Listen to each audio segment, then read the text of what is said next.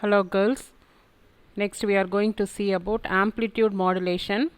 In amplitude modulation, we are actually changing the amplitude of the carrier signal. So the carrier signal is usually superimposed on baseband signal. So baseband signal is nothing but the audio signal that has to be sent from any transmitting station. Suppose if you want to send a speech or a song or anything, that is called baseband signal, and that is combined with the carrier signal in order to transmit the signals without any loss. So if the amplitude of the carrier wave is changed, then it is called amplitude modulation. Here the other two things are remaining constant. Frequency and phase of the carrier wave remains constant. And so here the baseband signal is the signal that carries the information, and then high frequency carrier signal is used to superimpose on baseband signal so that it can travel through a large distance. And so here when you see this diagram, this is baseband signal which contains the information, and this is the carrier wave. Usually the carrier wave is high frequency. When you see the frequency, it is very high, then both are combined. So here the carrier wave amplitude is changed. Amplitude means the height of the wave. So the height of the wave is changed in accordance with the signal. So this is called amplitude modulated wave. Here in the center you are having minimum amplitude, that is minimum height, and in the center you are having maximum amplitude, and this is called modulated signal. That is after modulation it is called modulated signal. So this is about amplitude modulation. The advantages are they are easy transmission and reception, lesser bandwidth requirements. So even a very small bandwidth can be used for sending large informations, low cost. And what are the limitations, that are disadvantages of AM? Usually the noise level is high and low efficiency, small operating range. Small operating range means it can be sent only for a very small distance. So that is called operating range. The distance up to which the wave can be sent is called usually the operating range. Next we are going to see about frequency modulation. Here only the frequency of the carrier signal is changed with the instantaneous amplitude of the baseband signal in frequency modulation. Here the other two things will remain constant, that is the amplitude and phase of the signal will remain constant. Here usually this will lead to compression rarefaction. Compression means the waves are crowded together, and rarefaction means the waves are not crowded. This is called rarefaction. And so the louder signal leads to compression and weak signals lead to rarefactions. Here when you see, this is the baseband signal. Baseband signal is a signal which contains the information, and as usual this is the carrier signal, and after modulation this will happen. That is when you see during the positive half cycle A, the waves are crowded, that is compression, and during the negative half cycle, that is B, the rarefactions, that is the waves are spaced up. And 0, when the signal is at 0, there is no change in the frequency. So this is about frequency modulation. Here only the frequency of the carrier wave is changed in accordance with the baseband signal. So it is called frequency modulation. So when the amplitude of the baseband signal is 0, the frequency of the modulated signal is the same as the carrier signal. So here when the frequency of the baseband signal is 0, that is when there is no input signal, there is no change in the frequency of the carrier wave.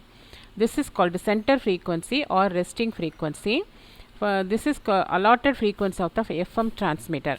Suppose if you take any radio station, and the radio station is not at all operated in the night times, etc., night times and any function days, etc. So in these days, and the frequency is called center frequency, that is there is no input signal, no voice, no news is transmitted during such time, and in such a case, at a time it is at a frequency called center frequency or resting frequency. And what are the advantages of FM? FM, there is a large distance decrease in noise, because In AM there is a very large noise disturbance, but in FM that is greatly reduced, and the operating range is quite large. That means it can be transmitted over very large distances, and the efficiency is also high, and FM radio has better quality than AM radio. And what are the disadvantages? A much wider channel is required. That is, for sending any information, a very large channel width is required, and FM transmitter and receivers are more complex and costly, and the less area is compared to AM. These are the disadvantages or limitations of FM. Next, what is phase modulation? In phase modulation, the instantaneous amplitude of the baseband signal modifies the phase of the carrier signal. So only the phase of the carrier signal is changed, and the other two things will remain constant. Here the phase of the carrier wave is varied, not the amplitude and the frequency. Next, we are going to see about the elements of an electronic communication system. So what are the things required for communication? That is, you have to send either sound, text, pictures or data through a medium. And how can we transmit these signals? We shall see now. So there is a block diagram for transmission and reception. Transmission means from where you are sending the signals. Reception means it is like a TV or radio in our home, which receives the waves that are sent by the transmission. So transmission means sending the waves, reception means receiving the waves through the antenna. And here when you see the transmission, this is a block diagram for transmission, which converts signals, audio signals into electrical signals, and then it is sent through the antenna. That is called transmission antenna. And communication channel means the medium through which you are sending the signals. Either it is a wire or a cable or fiber optics or through the space. And this is reception, where from the electromagnetic waves are received through the antenna, then they are converted into electrical signals, and after the various process it is received by us, so we can get the information. So transmission means sending the waves, reception means receiving the waves. We shall see the block diagram one by one. First, the information. Information means either speech or music, pictures, computer data, they are called informations. Otherwise a baseband signal or input signal, in either form you can call it. And next is transducer. Transducer means the electrical equivalent of the original information is called baseband signal. Suppose if you speak near a mic, the microphone is a transducer. So it converts the sound energy into electrical energy. So the microphone is input transducer because it is used in the input side. Next we shall see about transmitter. So transmitter is having amplifier, oscillator, modulator and power amplifier, and we shall see one by one. Amplifier means a very weak signal that is produced can be amplified with the help of amplifier. Oscillator is usually which generates very high frequency carrier wave. Usually the carrier wave is a sinusoidal wave, that is sine wave, and they are combined and that is transmitted into the space. Here, since the energy is proportional to the frequency, the carrier wave which is having very high frequency is also having very high energy. Say modulator, which combines or superimposes the baseband signal into the carrier signal and it produces a modulated signal. Power amplifier is an amplifier which amplifies the power in order to cover very long distance. So these are the parts in the transmission side. Next, transmitting antenna means the antenna which radiates a radio signal into space. So the radio signal is nothing but electromagnetic wave which will travel with the speed of light. And what is communication channel? Communication channel is used to carry the electrical signal from transmitter to receiver with less noise and distortion. Distortion means disturbance. It is a wire, cable, optical fiber or space, free space. And next we are going to see about receiver. The receiver is a TV or a radio in our home which receives electromagnetic waves and converts into RF signals, and then they are fed into the receiver. The receiver consists of demodulator, amplifier, etc. So modulator is a device used in transmission, whereas demodulator is used in reception side. Demodulator will do the opposite function of modulator, that it extracts or separates the baseband signal from the modulated signal. So actually it do the working of separation. So the baseband signal is amplified using amplifier. So repeaters means, suppose if you increase the range, that is suppose if you want to increase very long distance, then the combination of transmitter and receiver can be used. So the signals are received, amplified and sent through carrier signal with a different frequency to the destination. So for example, you can use communication satellite in space, they can be called as repeaters. And output transducer means the loudspeakers, picture tubes, computer monitors, etc. in the reception side is called output transducer. So they convert the electrical signal into original sound, music, pictures, etc. So this is called output transducer. And some more basic definitions we are going to see in electronic communication system. The first one is range. Range means the maximum distance between the source and the destination, up to which the signal is received with sufficient strength. That is how far you can send the signal is called a range. Noise means the unwanted, undesirable electrical signal that interferes with the transmitted signal is called noise. It may be due to automobiles, welding machines, electric motors, etc. Even some lightning will produce noise, and also the radiation from sun and stars. So these are undesirable and they produce some harmful effect in the transmission side. Next, attenuation. Attenuation means, suppose if you are sending the signal and there is some loss in the strength, that is called attenuation. And next we are going to see about band. So what is bandwidth? Bandwidth is given the formula nu2 minus nu1. Nu2 is the upper frequency and nu1 is the lower frequency. The difference between the two is called bandwidth. So the bandwidth of the transmission system, they represent the range of frequencies required to transmit a piece of specified information in a particular channel is called channel bandwidth or bandwidth of the transmission system. So it is nothing but the range of frequencies. Bandwidth refers the range of frequencies. Next we are going to see about propagation of electromagnetic waves. How the electromagnetic waves are propagated through the space, that is called propagation. And here the waves that are sent by the transmitter, they travel in three different modes. The three different modes are ground wave propagation, sky wave propagation, space wave propagation. Ground wave propagation, otherwise called surface wave propagation, then sky wave propagation, the other name ionospheric propagation, and next space wave propagation. When you see this diagram, you can understand ground wave propagation means it takes place near the ground, and ionospheric propagation means the waves are sent through the ionosphere, then it is reflected back and then it reaches the earth. This is called ionospheric propagation or sky wave propagation.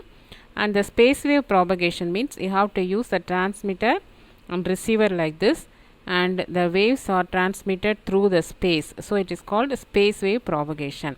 So these are the three modes of propagation. So first we shall see about ground wave propagation.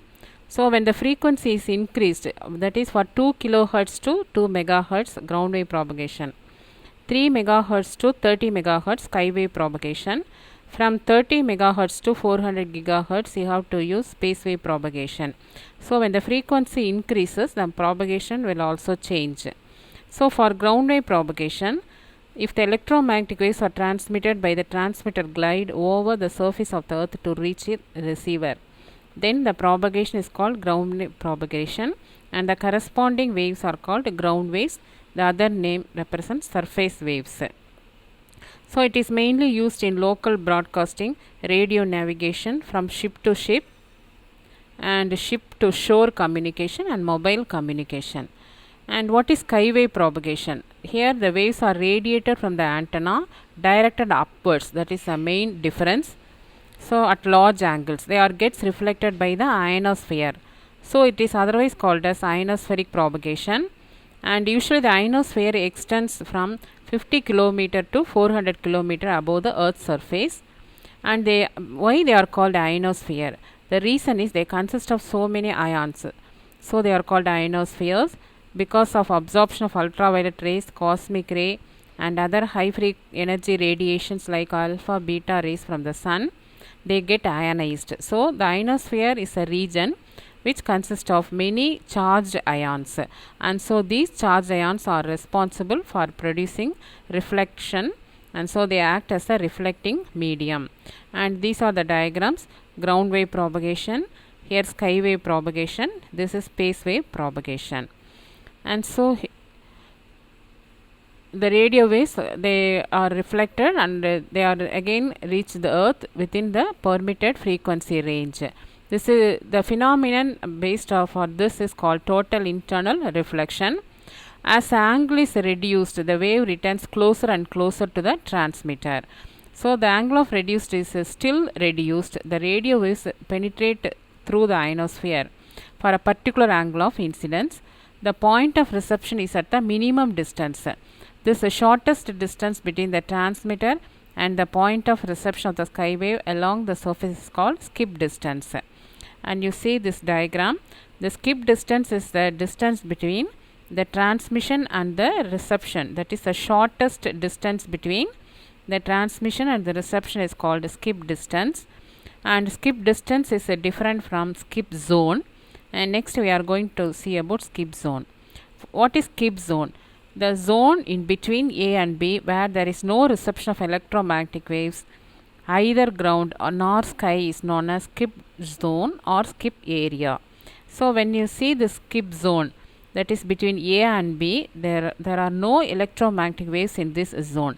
That is, there is no ground wave and there is no sky wave. So the space is entirely blank without the reception of any electromagnetic waves.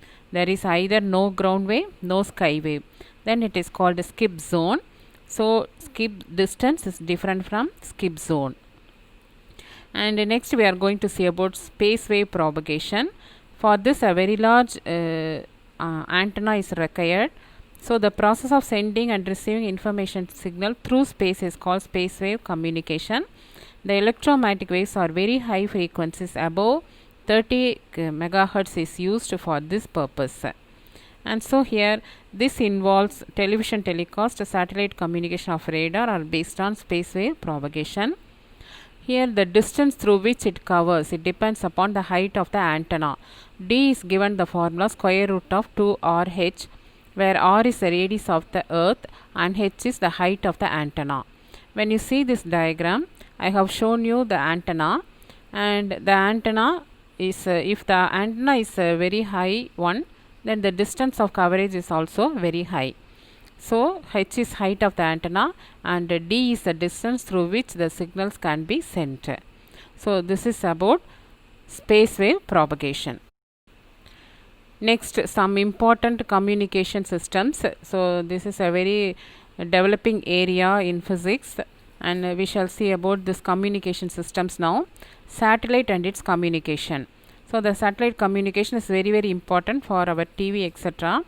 And here the satellite communication is a mode of transmission of the signal between the transmitter and receiver via satellite. So here the satellite is the main thing used here. And when you see this diagram, from the earth transmitting station, this is uplink. Uplink means you are sending the frequency, you are sending the waves at a particular frequency and it is received by the satellite. And downlink means from the satellite the signal again reaches the earth. So here the coverage of this one is very large. From one part of the earth to the other part you can send the signals. So the signals through which we are sending is called uplink frequency, and the frequency through which we are getting the information is called downlink frequency. And some frequencies are allotted for uplink and downlink. And so here Usually the uplink frequency is 6 gigahertz and downlink frequency is 4 gigahertz. And here when you see their applications, they are mainly used as weather satellites, communication satellites and navigation satellites. Weather satellites means you can monitor the weather and climate of the earth. You can even predict rain and any dangerous storms like hurricanes, cyclones, etc. Communication satellites means for television, radio and internet you can use this one, and multiple satellites are also used for long distance communication. Navigation means you can find out the location of ships, aircrafts or any other object with the help of these satellites. So this is about satellite communication. Next, fiber optic communication. Here you are transmitting the signal from one place to another in the terms of light pulses. So it is called fiber optic, and these light pulses pass through an optical fiber called fiber optical communication, and they are used in so many applications: international communication, intercity communication, air links, plant and traffic control and other applications. And what are the merits? The merits are they are very thin and weigh less than copper cables, and more information can be carried with this help of fiber cables, and it is immune to electrical interferences. That is, any electrical interference will not affect this fiber optic because it is in the form of light. Also they are cheaper than copper cables. These are the merits. When you see the demerits, they are more fragile, that is they are more breakable. Since it is made up of glass, they are more fragile and it is an expensive technology. So these are the disadvantages or demerits of fiber optics. Next we are going to see about radar and its application. Radar is the expansion from, that is basically stands for radio detection and ranging system. Here you can find out any distant objects like aircraft, ships and spacecraft, and so it is very helpful in these areas. And so here the electromagnetic signal is first initially radiated into space by an antenna in all directions. Then when it reaches any target, then it is reflected back as an echo by the and it is received by the radar antenna, which is then delivered to the receiver. So by calculating the time taken by the signal to travel from radar to the target and back, you can calculate the range. So you can find out at which kilometer the particular target is there, and so this is mainly used for finding out the space ship or aircraft, etc. So here the applications in military, it is used for locating and detecting the targets, and for surface search, air search and missile guidance systems, and they are also used to measure the precipitation rate and wind speed in meteorological observations, and it is also employed to locate and rescue people in emergency situations. That is, even in remote areas you can do the rescue operation with the help of radar. And next we are very easy with the mobile communication, and even the online class is possible only with the help of mobile communication. So it is very useful communication nowadays. Mobile communication is used to communicate with others in different locations without the use of any physical connection like wires or cables. And you know this, you need not require any wire or cable for mobile communication. So it is very preferred one. So even you can use this in office, house, etc., wherever regardless of a particular location.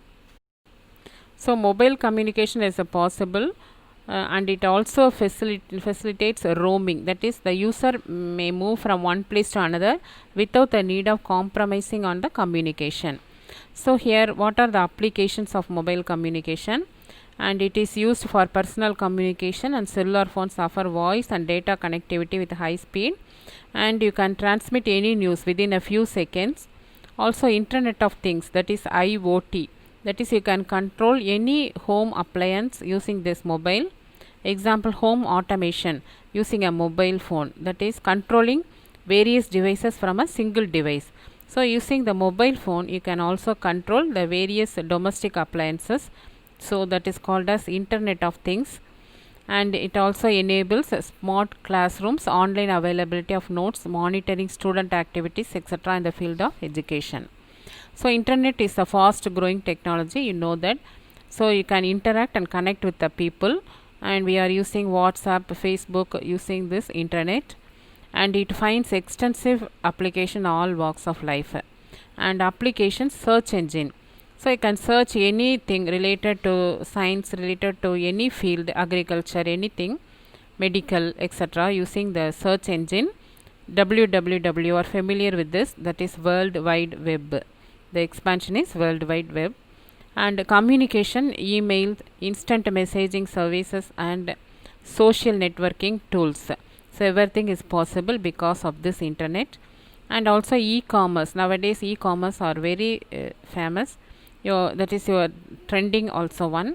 Buying and selling of goods and services. Transfer of funds. Even you can transfer any amount of fund using Google Pay and Paytime, etc. So these are possible only with the help of internet. So that's all about communication systems, girls. Hope you understand.